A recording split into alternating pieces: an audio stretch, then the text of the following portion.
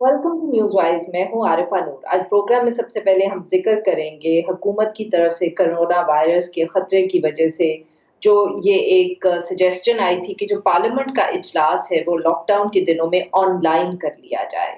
मगर अपोजिशन की तरफ से इसके ऊपर कोई खास पॉजिटिव रद्द अमल नहीं आया। अपोजिशन की जो सबसे बड़ी जमात है पाकिस्तान मुस्लिम लीग नवाज, उन्होंने तो बिल्कुल इस प्रपोजल की मुखालिफत कर दी है और उन्होंने कहा है कि एक इजलास बुलाना चाहिए जैसे हर वक्त बुलाया जाता है। पाकिस्तान पीपल्स पार्टी ने भी पाकिस्तान मुस्लिम लीग नवाज के मौक़िफ़ की तायद कर दी है। गुज़िश्ता रोज़ स्पीकर कौमी असम्बली की हिदायत पर तमाम जो सियासी जमातें हैं उनके पार्लियामेंट्री लीडर्स का एक इजलास बुलाया गया था और इसके अंदर एक ऑनलाइन सेशन की तजवीज़ जो है वो सामने रखी गई थी और उस पर गौर हुआ, मगर नवाज लीग और जो बाकी अपोजिशन की जमातें हैं उन्होंने इसको रिजेक्ट कर दिया। उनके ख्याल में उनका ये मौक़िफ़ था कि जो कौमी असम्बली है और सेनेट है उनके जो रूल्स ऑफ बिजनेस हैं, जो कवायद हैं, उनके अंदर कोई गुंजाइश नहीं है कि एक ऑनलाइन सेशन जो है उसको होल्ड किया जाए। उन्होंने कहा कि कानूनी तौर पे ये गुंजाइश मौजूद नहीं है।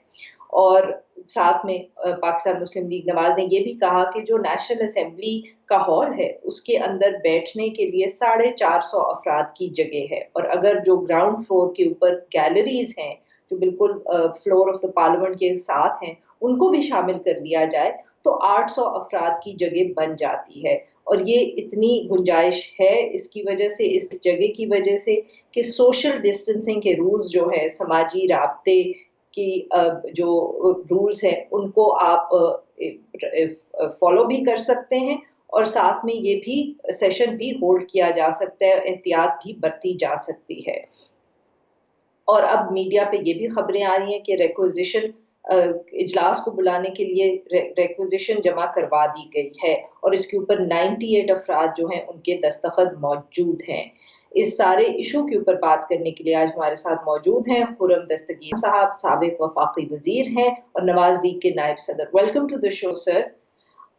बहुत शुक्रिया आपने मुझे मदऊ किया। खुर्रम साहब, ये बताइएगा कि एक तरफ तो आपकी जमात की तरफ से बहुत तनकीद भी आई, आपने कहा लॉकडाउन हुकूमत ने बहुत देर से किया, फिर आपने कहा अगर लॉकडाउन किया है तो मुकम्मल लॉकडाउन नहीं किया, जो इसके अंदर ईजिंग हो रही है इसके ऊपर भी तनकीद की। मगर उसी वक्त जब आप ये सब कह रहे हैं तो आप ये भी चाहते हैं कि जो पार्लियामेंट है उसका इजलास बुलाया जाए और सारे जो पार्लियामेंटेरियंस हैं वो मुल्क के चारों कोनों से आए और इकट्ठे बैठ के इजलास जो है हो, तो वो क्या ये कॉन्फ्लिक्ट नहीं लग रहा? एक तरफ लॉकडाउन भी और दूसरी तरफ आप सब इकट्ठे होंगे। जी, लॉकडाउन तो सख्त मजीद होना चाहिए, लेकिन लॉकडाउन में भी जो इसेंशियल सर्विसेज हैं वो जारी रहती हैं और पार्लियामान भी पाकिस्तान की डेमोक्रेसी के लिए, पाकिस्तान के अवाम के लिए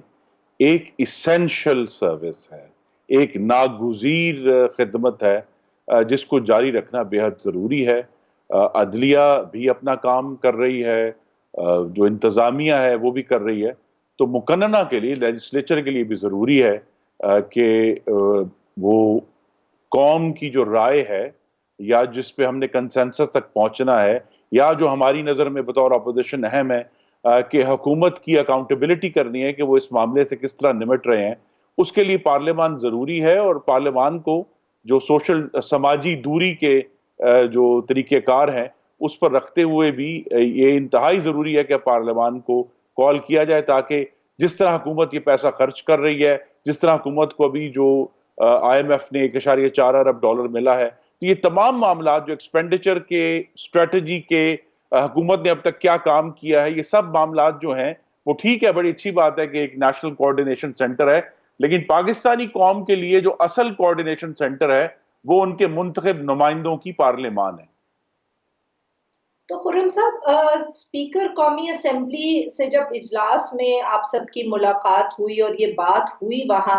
तो क्या हुकूमत जो है इसके ऊपर बिल्कुल कोई फ्लेक्सिबिलिटी नहीं दिखा रही? क्योंकि आप लोगों को ये आके एक मीडिया टॉक करनी पड़ी, एक इंटरेक्शन करना पड़ा और पब्लिकली ये बात करनी पड़ी। उससे जो तासुर बना वो ये बना कि शायद इजलास के अंदर हुकूमत जो थी या स्पीकर साहब जो हैं वो आपकी बात सुनने को तैयार नहीं थे। जी नहीं, स्पीकर साहब बात तो सुनते हैं, लेकिन फैसला जो है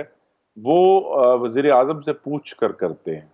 हमने उन्हें बारहा ये कराने की कोशिश की है कि आप हमारे भी उतने ही स्पीकर हैं जितने हुक्मरान पार्टी के, और ये जो आप चूंकि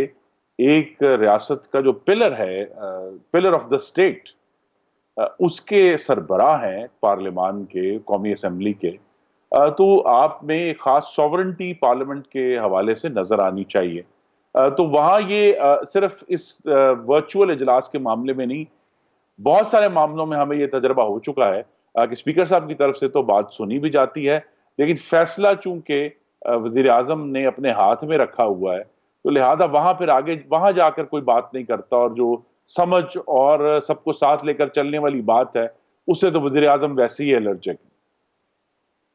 तो सर स्पीकर साहब से ने कुछ के सामने जब आप सबने ये बात की कि इजलास जो है वो बुलाना चाहिए और लोगों को इकट्ठे होना चाहिए, तो उस पे उन्होंने क्या कुछ भी नहीं कहा?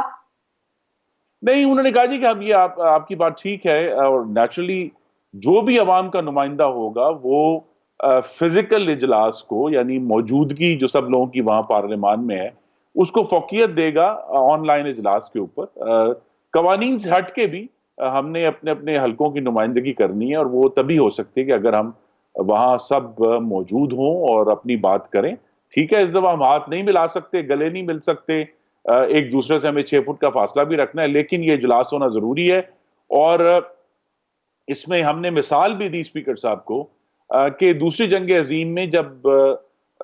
जर्मनी की तरफ से लंदन के ऊपर बहुत ही सख्त किस्म की बमबारी हो रही थी, बरतानवी पार्लियामान तब भी सेशन में थी और सेशन में रही। तो यहां तो अल्लाह के करम से इतने खराब हालात नहीं कि पार्लियामान पे बमबारी हो रही हो, तो हमें मिलना चाहिए। और हुकूमत की भी जरूरत है। नैब ऑर्डिनेंस जो है वो 2 दिन बाद एक्सपायर हो रहा है, लेकिन उसके अलावा भी बहुत सारे मामलात हैं जिस पे जब तक इजलास बुलाया नहीं जाएगा मामला आगे नहीं चलेगा। और आखिरी बात जो अहम है आपके नाजरीन के लिए वो ये है कि हमारे जहन में तो असल में जो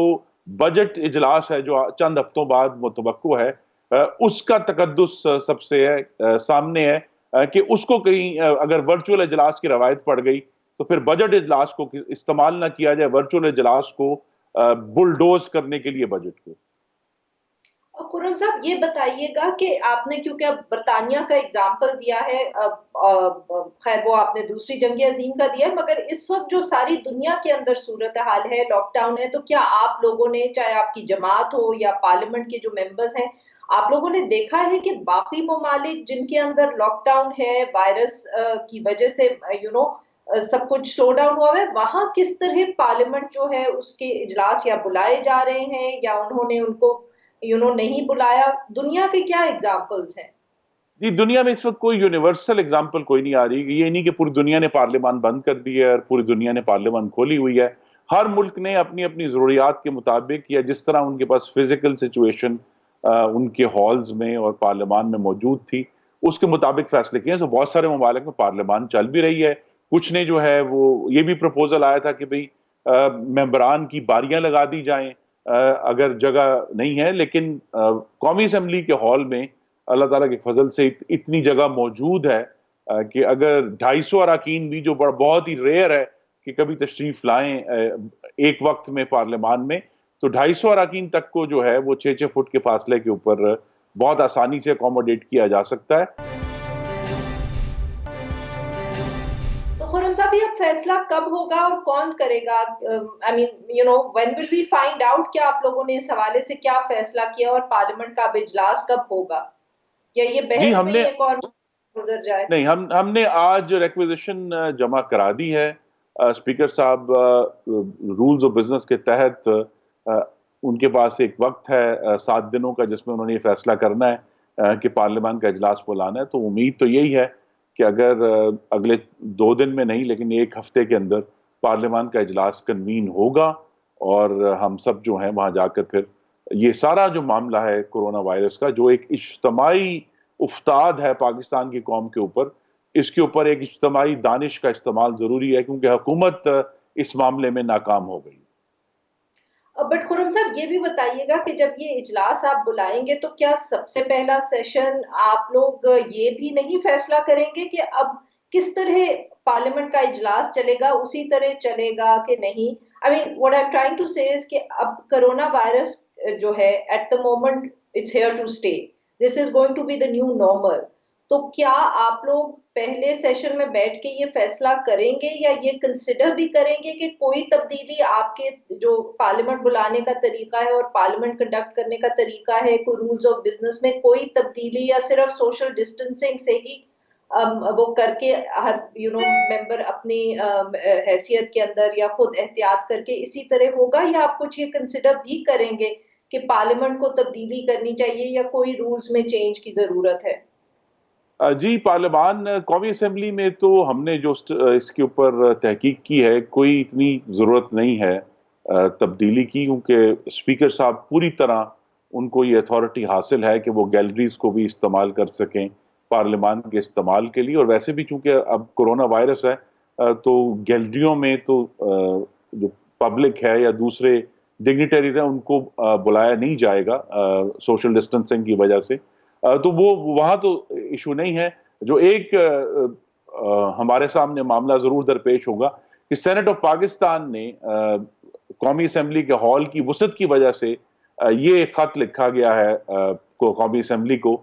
کہ جی قومی اسمبلی ہال کو سینٹ کے اجلاسوں کے لیے بھی استعمال کرنے کی اجازت دی جائے، تو وہ ایشو سامنے آئے گا۔ لیکن اگر اسپیکر صاحب یہ فیصلہ کر دیں کہ فلور اور گیلریز کو استعمال کر رہے ہیں تو اس کے لیے کوئی قوانین میں تبدیلی کی ضرورت نہیں، باقی سب چیزیں موجود ہیں قوانین میں۔ اور خرم صاحب یہ بتائیے گا کہ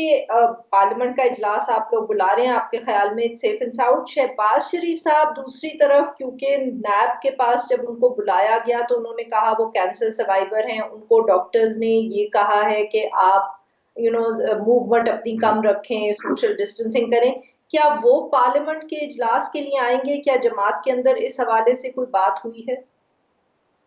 جی بات ہوئی ہے، اور نیب جس طرح اپوزیشن کے لیے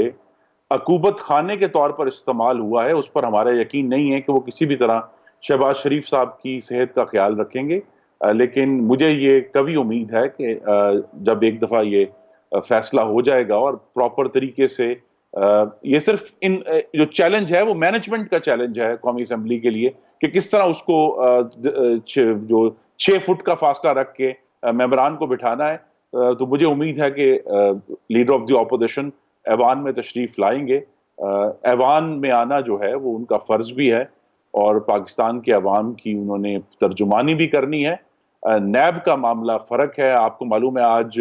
حافظ نعمان اور ان کے جو کچھ ساتھی جن کے اوپر یہ الزام تھا ان کو آج عدالت نے بری کر دیا، لیکن حافظ نعمان جو اتنے مہینے نیب کی اور پھر بعد میں جیل میں رہے، اس کے ایک ایک گھنٹے کا حساب کون دے گا؟ نہیں خرم صاحب، بٹ نیب نے تو شہباز شریف صاحب کو صرف کوشچننگ کے لیے بلایا تھا، وہاں وہ نہیں گئے۔ پارلیمنٹ کا جتنی بھی آپ وہاں کوشش کر لیں وہاں لوگ تو بہت زیادہ ہوں گے، سو اگر وہ بیمار ہیں تو کیا ان کے لیے پارلیمنٹ کی بلڈنگ میں آنا یا پارلیمنٹ کے فلور پہ جانا وہاں زیادہ خطرہ نہیں ہوگا considering the number of people there, اگر وہ نیب کے دفتر نہیں؟ یہ فیصلہ شہباز صاحب کے ڈاکٹر بہتر طور پہ کر سکتے ہیں، لیکن اگر شہباز صاحب تشریف لائیں بہت اچھا ہے، نہیں آتے اس باوجود اپوزیشن موجود ہے، اور جو اصل کام کرنا ہے، جو اکاؤنٹیبلٹی کرنی ہے، لیجسلیٹو اوورسائٹ کرنی ہے پاکستان کی قومی اسمبلی نے، وہ کام رک نہیں سکتا، اور اسی لیے قومی اسمبلی کا اجلاس بلا لیا گیا ہے۔ ٹھیک ہے سر، اور سر یہ بتائیے گا یہ جو اوور سائٹ کے آپ ذکر کر رہے ہیں، آپ لوگ یہ you want to look at کہ جو احساس پروگرام کے نیچے ڈسٹریبیوشن ہوئی ہے، آپ لاک ڈاؤن مطلب کہ حکومت کے سارے فیصلے کس چیز پہ آپ لوگ فوکس کرنا چاہیں گے؟ جی ہم نے جو آج ایکوزیشن دی ہے وہ آپ اس پہ بھی تمام ایجنڈا کا ذکر ہے، میں آپ کے ناظرین کے لیے بتا دیتا ہوں۔ لیکن سب سے اہم بات یہ ہے کہ حکومت نے کیا فیصلے کیے اس کورونا سے بچنے کے لیے، کیونکہ ابھی تک پاکستان کے ڈاکٹروں کی بہت بڑی تعداد کو حفاظتی جو ان کے لباس ہیں وہ مہیا نہیں کر سکی حکومت۔ پاکستان میں جس معیار کی اور مقدار میں ٹیسٹنگ ہونی تھی حکومت اس میں بالکل ناکام رہی ہے۔ ہم یہ جاننا چاہیں گے کہ صرف ان دو معاملات میں حکومت نے کس وقت کیا عمل لیا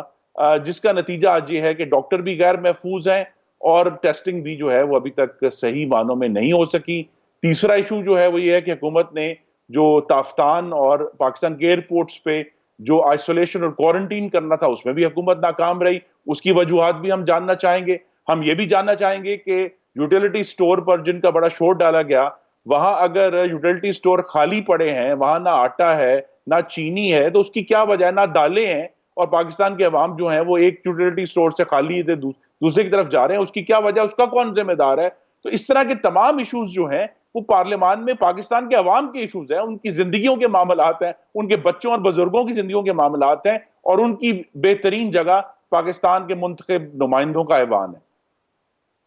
بہت بہت شکریہ خرم صاحب, آپ نے ہم سے بات کی. ناظرین, یہاں پہ چھوٹا سا بریک, اور جب ہم بریک سے واپس آئیں گے تو ہم بات کریں گے جو حکومت نے پبلک کی ہے آئی پی پیز یا پاور سیکٹر کے اوپر رپورٹ, اور اس کے اندر کیا انکشافات ہیں. اسٹے ود اس.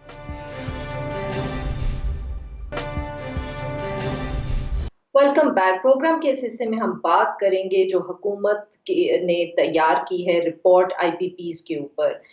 یہ جو رپورٹ تھی اس کو وفاقی کابینہ نے اگلے دن فیصلہ کیا کہ پبلک کر دیا جائے, اور وفاقی وزیر اسد عمر صاحب نے یہ کہا کہ یہ جو رپورٹ ہے اس کو نہ صرف پبلک کیا جائے گا بٹ اس کی روشنی کے اندر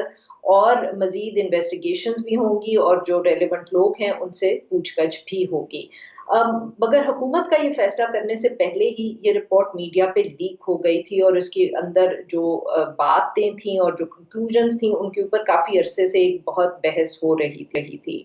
اس رپورٹ میں یہ بتایا گیا ہے کہ 1994 آنورڈز جب بھی کوئی حکومت کی پالیسی آئی ہے پاور پروجیکٹس لگانے کے لیے, اس کے نیچے کن کمپنیز نے یہ پروجیکٹس لگائے, ان کو کس قسم کے معاوضے یا انسینٹیوز دیے گئے, اور اس کے علاوہ بے ضابطگیاں کیا ہوئیں, کس طرح انہوں نے جو اپنے کاسٹ تھے چاہے وہ آپریشنل ہوں یا مینٹیننس ہو, ان کے خرچے زیادہ کر کے بتائے گئے, کس طرح جو پیٹرول یا ڈیزل یا اس طرح کا بھی انہوں نے جو فیول استعمال کیا, ایندھن استعمال کیا, اس کے بھی خرچے کے اندر کس قسم کی وائلیشنز کی گئیں, رولز کو فالو نہیں کیا گیا. اور ساتھ میں جو سینٹرل پاور پرچیزنگ ایجنسی ہے اس کی جانب سے نیٹرا کی جو ٹیرفز تھے ان کی بھی خلاف ورزی کر کے آئی پی پیز کو پیمنٹس کی گئی ہیں. رپورٹ میں یہ سفارش کی گئی ہے کہ جو یہ ساری بے ضابطگیاں ہیں اور اس کی وجہ سے جو پیمنٹس ہوئی ہیں آئی پی پیز کو, اور ان کا جو ان کی وجہ سے نقصان ہوا ہے, تو اس کو پورا کرنے کے لیے آئی پی پی سے 100 سے زیادہ ارب روپے جو ہیں وہ معاوضے میں وصول کیے جا سکتے ہیں. اور ساتھ میں یہ بھی سجیسٹ کیا گیا ہے کہ جو کانٹریکٹس ہیں وہ ری نیگوشیٹ کیے جا سکتے ہیں آئی پی پیز کے ساتھ, کیونکہ ان کے رپورٹ کے مطابق جو بہت سا منافع ہے 31% سے لے کے 87% تک وہ ناجائز کمایا گیا ہے. اسی حوالے سے گفتگو کرنے کے لیے آج ہمارے ساتھ دو مہمان موجود ہیں. ہمارے ساتھ موجود ہیں فاروقی صاحب جو حقوق کے سابقہ ڈائریکٹر ہیں, اور ہمارے ساتھ موجود ہیں ڈاکٹر فیاض چودھری صاحب جو این ٹی ڈی سی کے سابق سربراہ ہیں اور ایک انرجی ایکسپرٹ ہیں. Welcome to the show gentleman. Farooqui صاحب, شکریہ. جو بہت بات ہوئی ہے خاص طور پہ میڈیا اس میں ہوئی ہے کہ آئی پی پیز نے کس قسم کے منافع بنائے اور کس طرح کتنا پیسہ کمایا, مگر اگر آپ اس رپورٹ کو دیکھیں تو کیا اس میں آپ یہ نہیں ہمیں کہنا چاہیے کہ جو اس میں زیادہ بڑا پیغام ہے وہ یہ ہے کہ کتنا بڑا یہ ایک سسٹمک فیلئر ہے کہ ریاست کو کس قسم کے انسینٹیو دینے پڑے یہ انویسٹمنٹ لانے کے لیے, اور اس کے بعد بھی کس طرح وہ رولز جو ہیں وہ وائلیٹ ہوتے رہے, پیمنٹس ہوتی رہیں, اور کوئی بھی حکومت کسی بھی موقع پہ ان کو روک نہیں پائی. بات یہ ہے کہ یہ کانٹریکٹس جو تھے وہ بہت لبرل تھے, یعنی کہ دنیا میں اس قسم کے کانٹریکٹس میں نے تو کم از کم نہیں دیکھے کہ جہاں اتنے انسینٹیوز دیے گئے ہوں, اتنا ریٹ آف ریٹرن ہو, اور ہر قسم کی فیسلٹیز تھی, بینک گارنٹیز تھی, ساورن گارنٹیز بھی تھیں. اس کے باوجود اگر یہ چیزیں ہوئی ہیں جو اس رپورٹ کے مطابق ہوئی ہیں, اور میرے حساب سے جو میں نے اب رپورٹ کا جو حصہ دیکھا ہے اس میں بڑا تھورولی انہوں نے اس پہ کام کیا ہے, تو میں نہیں سمجھتا کہ اس میں کوئی چیز غلط ہے. تو یہ بہت ہی میرے حساب سے ایک غیر سنجیدہ طور کے اوپر یہ کام کیا گیا ہے ہمارے آئی پی پیز کی طرف سے، جو میں زیادہ سخت لفظ استعمال نہیں کرنا چاہتا، کہ اتنا کچھ ملنے کے باوجود بھی اگر آپ کوشش کریں کہ اس سے زیادہ آپ حاصل کریں جو آپ کا حق نہیں ہے، تو میرے حساب سے یہ بریچ آف کانٹریکٹ ہے. اور بریچ آف کانٹریکٹ جو ہوتا ہے وہ صرف اس کا مطلب یہ نہیں ہوتا کہ آپ پیسے واپس کر دیں اور ری نیگوشیٹ کر لیں اور سب کچھ کر دیں. قانوناً اس میں یہ گنجائش ہوتی ہے کہ اگر آپ اس قسم کی چوری کریں تو اس بریچ آف کانٹریکٹ کے تحت ان کانٹریکٹ کو کینسل کیا جا سکتا ہے. لہٰذا یہ تیار رہیں کہ اگر یہ چیز پروو ہوتی ہے اور اس کے باوجود بھی اگر یہ گورنمنٹ کے ساتھ بات کرنے کو تیار نہیں ہے تو پھر ان کانٹریکٹ کو کینسل کر دینا چاہیے. جی بالکل صحیح. ڈاکٹر فیاض آپ کے پاس گفتگو لاتے ہیں. سر بہت دفعے جب تنقید ہوئی ہے ماضی کے اندر آئی پی پیز کے اوپر یا جو بزنس مین ہیں جو انویسٹ کرتے ہیں، تو ہمیشہ ایک کاؤنٹر آرگیومنٹ سننے کو یہ آتا ہے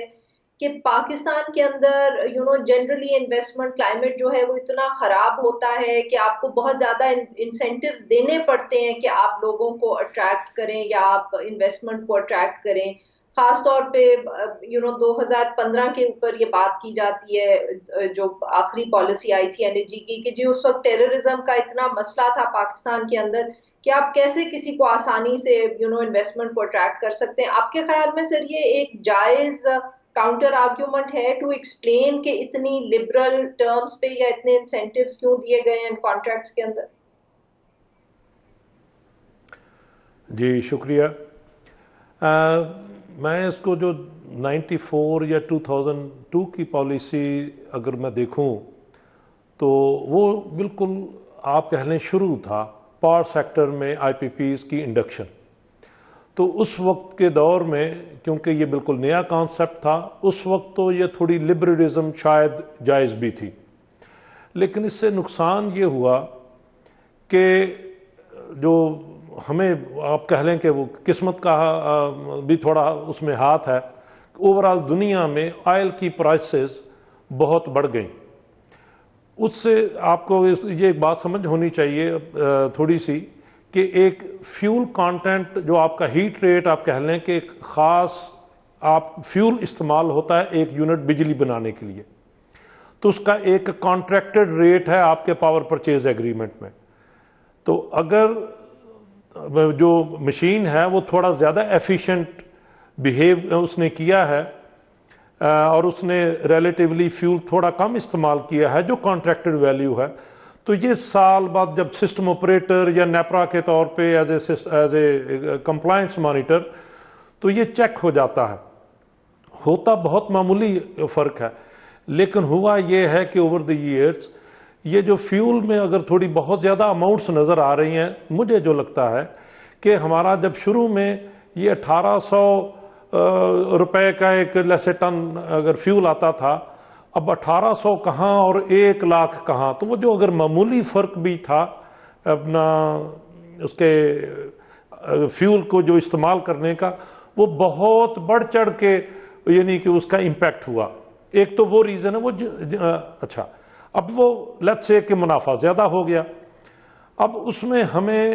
2 چیزیں ہیں کہ کانٹریکٹ ان کو کیا پروویژن دیتا ہے اور ایز اے بائر ہمیں کیا پروویژن اس کی ملتی ہے. کیا وہ والنٹریلی اس کو فورگو کرتے جو ان کو ایڈیشنل منافع ہوا؟ کیا ہم نے جب وہ کانٹریکٹ ایگریمنٹ ڈیزائن کیے کیا جو ان کو ریٹ آف ریٹرن دیا گیا تھا اس سے زیادہ اگر وہ ریٹ آف ریٹرن کرے وہ گورنمنٹ کو واپس کریں گے؟ تو ان باتوں پہ میں سمجھتا ہوں کہ ہمارے کانٹریکٹس جو ہیں ممکن ہے ویک ہوں. اس کی 2 بنیادی وجہ ہیں. ایک پہلا تو یہ ہے کہ جو انویسٹر ہے وہ بہت دھیان سے بہت پروفیشنل لوگوں کو انگیج کر کے تو انٹرنیشنل ایکسپرٹس کو ساتھ لا کے تو اپنا کانٹریکٹ ڈیزائن کرتے ہیں. لیکن آن دی ادر ہینڈ جو گورنمنٹ لیول پہ ہو جی سر جو گورنمنٹ لیول پہ ایک بریک لینا ہے، یہاں سے ایک چھوٹا سا break. Well just be back, stay with اس.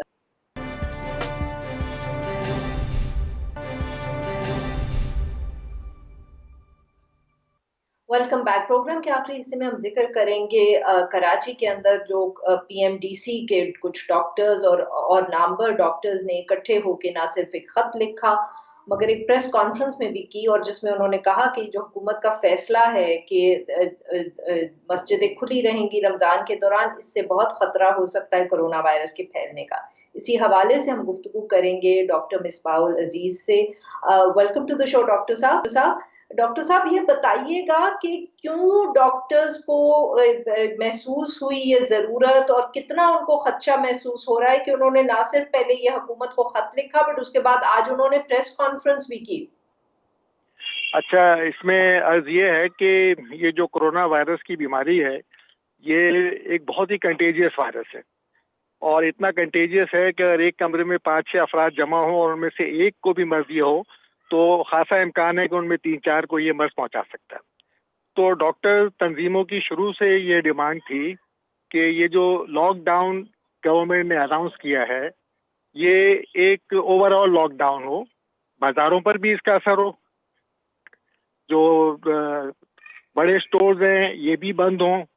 इसी तरह मसाजिद में जो कॉन्ग्रीगेशन है इसके बारे में भी डॉक्टर्स का ये ख्याल है, क्योंकि ये कॉन्ग्रीगेशन होंगे, करीब करीब लोग खड़े होते हैं, मसाजिद में बहुत ज़्यादा लोग होते हैं, रमज़ान में ख़ास तौर पे ये ख़ास महीना है इबादत का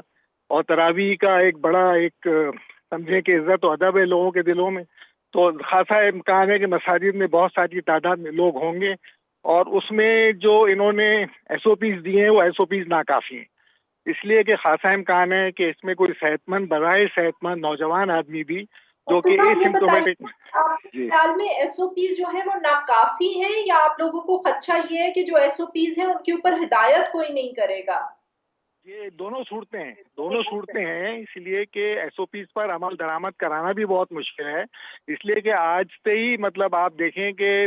काफ़ी सोशल मीडिया में बहुत सारी मसाजिद की वीडियोस चल रही हैं जिसमें नमाजी आ रहे हैं, उनमें से अक्सरियत की तादाद जो है 50 साल से ज़्यादा उम्र की है। अच्छा, एक तो ये भी बिल्कुल एक गलत तासुर है कि ये मर्ज जो है सिर्फ 50 साल से ज़्यादा की उम्र को लोगों को लग सकता है, ये मर्ज 40 साल के मरीज़ को भी उसी तरह लग सकता है, 30 साल के फर्द को भी उसी तरह लग सकता है। और सबसे ख़राबी ये है कि जिन लोगों को आपने इजाज़त दी है मस्जिद में आने की और कहा है कि बज़ाहिर सेहतमंद हों, वो एसिम्प्टोमेटिक कैरियर्स हो सकते हैं वो, और एसिम्प्टोमेटिक कैरियर का मतलब ये है कि ना उसको कोई नज़ला ज़ुकाम होगा ना उसको बुखार होगा, और जब वो मस्जिद में आएगा तो वायरस शेड कर रहा होगा, आसपास जो नमाजी होंगे वो उससे मर्ज लेके जाएंगे। जब ये नमाजी अपने घरों में जाएंगे, नौजवान नमाजी, तो ये अपने घरों में जो इनके घरों में बुजुर्ग अफराद हैं, उनके वालिदैन हैं, उनके दादा दादी हैं, तो खासा इम्कान है कि उनको भी ये मर्ज पहुँचाए। और ये सिर्फ मसाजिद के साथ नहीं है, ये आप देखें ना कि जो बड़े बड़े स्टोर्स हैं इनमें जो लोग जा रहे हैं खरीदो फरोख्त करने के लिए, वहाँ पे भी कोई सोशल डिस्टेंसिंग का कोई तरीक़ाकार नहीं है, वहाँ भी लोगों ने मास्क नहीं पहने हुए हैं, वहाँ भी बीमारी के फैलने के इतने ही इम्कान हैं। लोग एहतियात बिल्कुल नहीं बरतते। बहुत बहुत शुक्रिया डॉक्टर साहब, आपने हमसे बात की। आज के लिए बस इतना ही। We'll be back tomorrow at the same time.